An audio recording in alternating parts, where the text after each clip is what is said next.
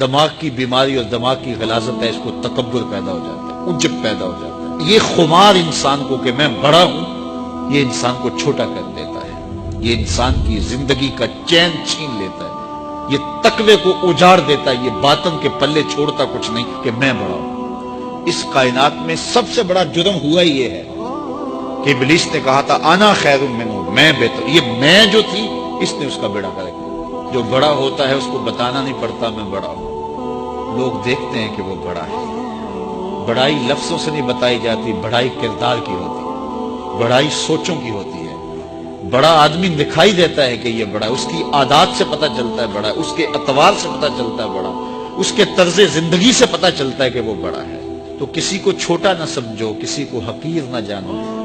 واصف علی واصف مرحوم نے کہا تھا کہ کوئی چھوٹا تب نظر آتا ہے کہ اسے دور سے دیکھا جائے یا پھر غرور سے دیکھا جائے۔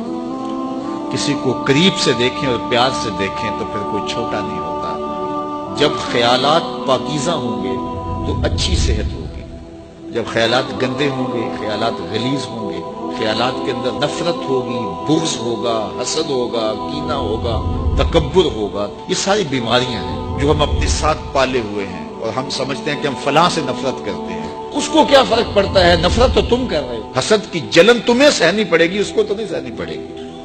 بغض رکھتے ہو، کینہ رکھتے ہو، نفرت رکھتے ہو، تو ہم کہتے ہیں فلاں سے رکھتے ہیں، میاں فلاں کو کیا فرق ہے؟ وہ سب کچھ تو تم اپنے اندر رکھے ہو۔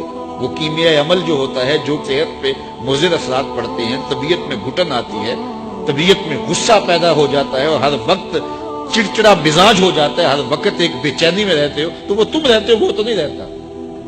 تو اس لیے وہ اپنے آپ کو صاف کریں، اپنے اندر کی آگ بجھائیں، اپنے اندر کو ٹھنڈا رکھیں، اپنے اندر کی ستھرائی کا، پاکیزگی کا، طہارت کا سامان کریں۔ ان چیزوں کا التزام اور ان چیزوں کا اہتمام کرنا یہ ہمارے دین نے ہمیں سکھایا ہے۔ کس کو پتھر مارے ناصر کون پر آیا ہے، دل کے شیش محل میں ایک ایک چہرہ اپنا لگتا ہے۔ لوگوں سے پیار کرو، لوگوں سے محبت کرو، لوگوں کو قریب کرو، نفرتوں کے سوداگر نہ بنو، محبتوں کی دکان کھولو۔ جہاں تک ممکن ہو لوگوں کی خیر خواہی کرو، اور اگر لوگوں کے لیے خیر خواہی نہیں کر سکتے تو کسی کی بدخواہی بھی نہ کرو۔